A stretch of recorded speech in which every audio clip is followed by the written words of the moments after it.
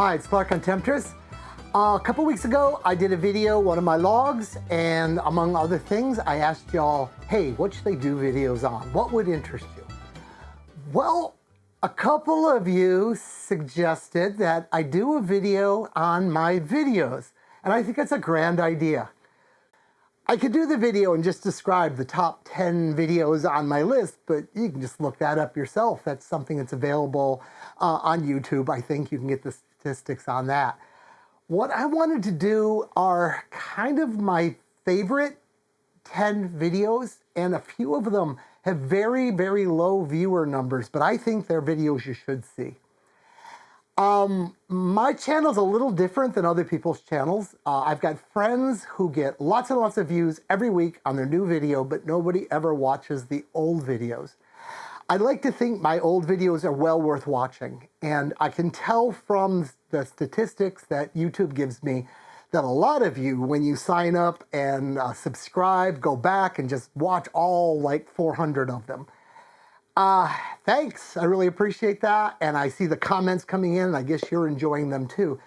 So for new viewers that haven't done that, I'm just going to go through a quick list of what I think are the top videos that I've produced over the years, and if you haven't seen them, maybe you should actually take a look. There won't be room up on the screen to put the cards, they call it, but down in the description of the video, there'll be links to all of these. Also, I'll show the thumbnail and the title so you can search on the title if you're like, not using this on a computer. Okay, the first video that I want to talk about is one of the more popular videos. It's more than just a video, it was a whole series. It was called Enough is Enough. And the pilot video in that series is me describing my philosophy for retiring young. I retired at 36. This video did really well. It put the channel on the map. It was the video that put us over 1,000 subscribers, so it allowed commercials and mostly allowed YouTube to actually promote the other videos. Within a year, this one had 1 million views, and a lot of people asked for follow-up videos. So the playlist that I'm showing here is that video, and then a whole lot of videos on the philosophy of retirement young, how the stock market works, a lot of that, my theory about how the stock market works, and the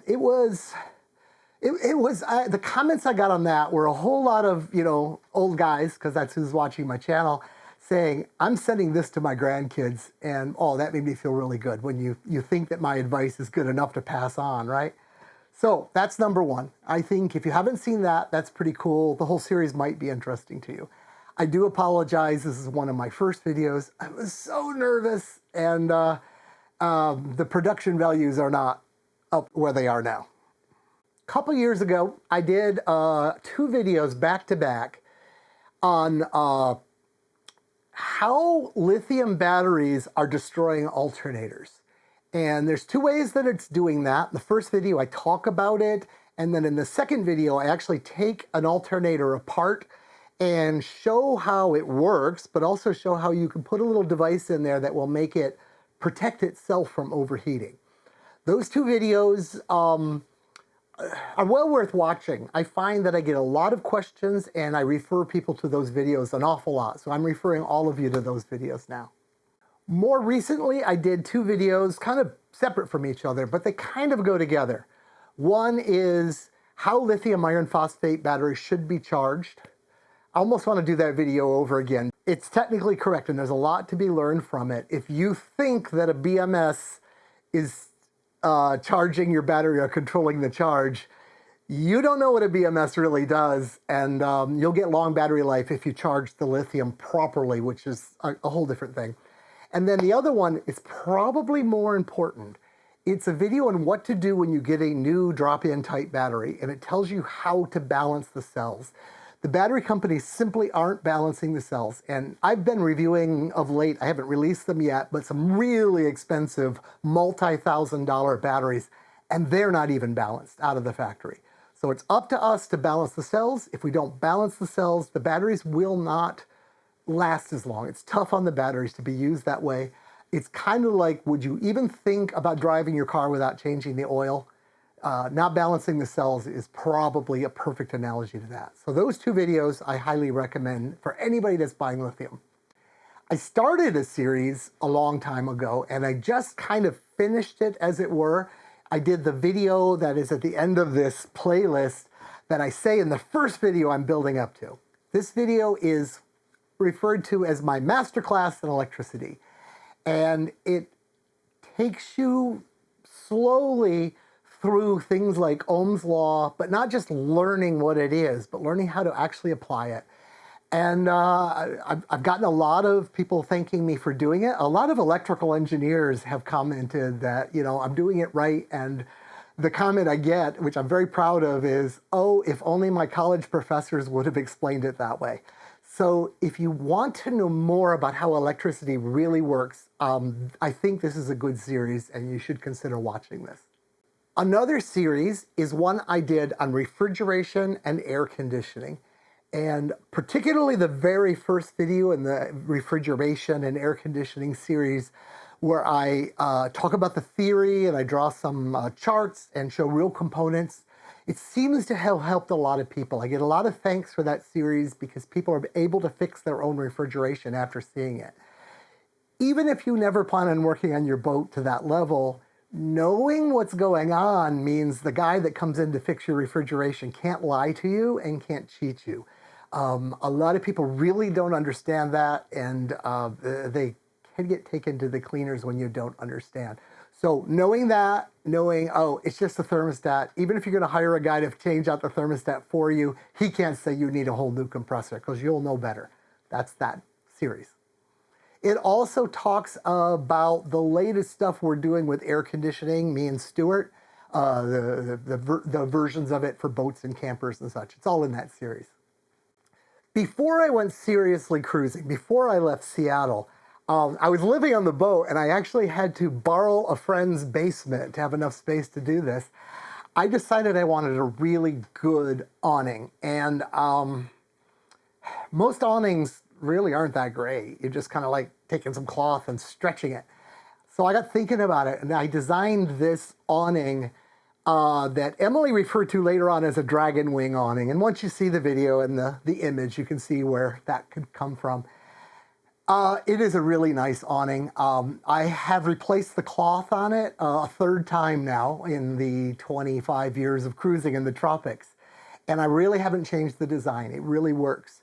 What makes it so great is it's a lifting structure and it attempts to lift the boat out of the water.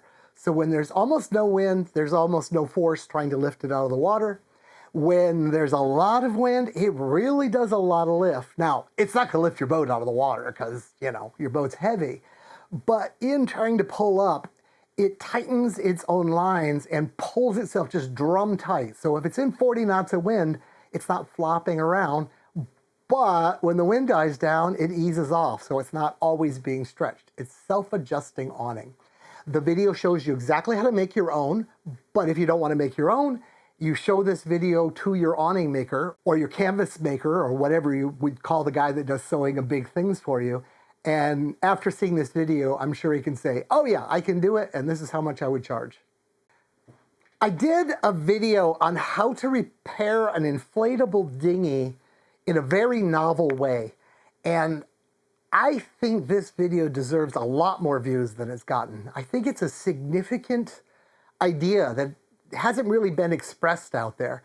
A friend had an inflatable dinghy. I'm not a big fan of inflatable dinghies, and he just couldn't fix it anymore, but he was on a budget, so he just kept gluing it and failing, and came up with an idea of putting dunnage bags, which are readily available, inside the dinghy, and it kind of becomes like an inner tube inside the dinghy. So the tire of the car is tough, but it really kind of doesn't hold air. And the inner tube on the inside is quite fragile, but great at holding air, and the two of them work together. So you can add these things inside your current dinghy and get it working. There are a lot of dinghies abandoned all over the cruising parts of the world. They're just eyesores on the beach because no one's taking care of them. And if you find a dinghy that's better than your dinghy and you have a few of these dunnage bags, you know, on your boat, you could, upgrade your dinghy for zero cost and then sell your old one. So watch this video. I do recommend it. When I was with Emily, her and I did a video on prepping your boat. We did it mid-COVID, and it was kind of, playing around with the whole COVID idea. You might think, why would you want to watch that now? Well, because, first off, it's got good production values. I think a good job was done. I think it's a good watch. But also, it's a tour of the boat. It's a description of how life works on a normal day, because my whole argument for that video was we're preppers in that we live this way all the time. So I think it's a great introduction to what cruising life is like. I'm dating now, and when I want to show a prospective crew what the life is like, I show that video. So I think you might like that video. I've included some rather long stories in a few of my videos. The one on lightning, and something to do with VHF antennas. And I'll tell stories, and people would say, oh, just tell more stories. We want to hear your stories. Well, one day I sat down and I filmed 4 stories that are kind of my best just plain stories. I'm just sitting in a chair telling the stories with images, because these are stories from earlier cruising before I had a lot of video. But these are stories I tell at parties, and people really enjoy the stories. I've released 2 of them, and I think because the thumbnail doesn't show my face and nobody knows what it is, they didn't get very many views. Honestly, the next 2 are better, but I kind of find myself not wanting to release them because, maybe they won't get watched. So I made a little playlist of videos that I have that have stories in them. So if you'd like to hear sailing stories, and sailing stories are useful if you haven't been sailing yet in particular, because it gives you a feeling for what the life is, not just a technical, here's how you make power, here's how you get through customs, but here's how you're going to enjoy yourself. Here's what the wonderful things are about living the sailing life. So they might be good to watch. Finally, and I haven't done many of these, but I could technically do a lot of these if you thought they were useful. I'm going to call these cruising guides, and mostly in this playlist, the first one is the one I'm talking about. Again, it's from early days, production values aren't great, but I kind of did a video version of a cruising guide that would get you from the Florida coast all the way down well into the Bahamas. Places to anchor, things to do along the way. Now, by no means are any of these cruising guides the way you should go, but when you read the paper cruising guides, particularly for the Bahamas, there are too many options. From where I am now, I could go to these 27 places, and it makes it difficult to make a decision. So I've chosen one that I like the best, that gives you just a daytime sail to the next one for the most part, and I tried to make it as easy as possible.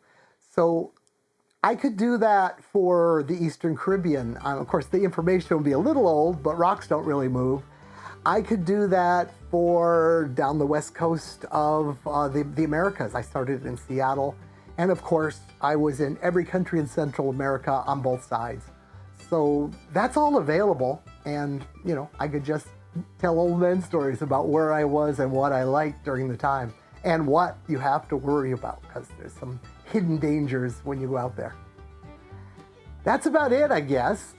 If you liked this or any of my videos, please subscribe. That really helps.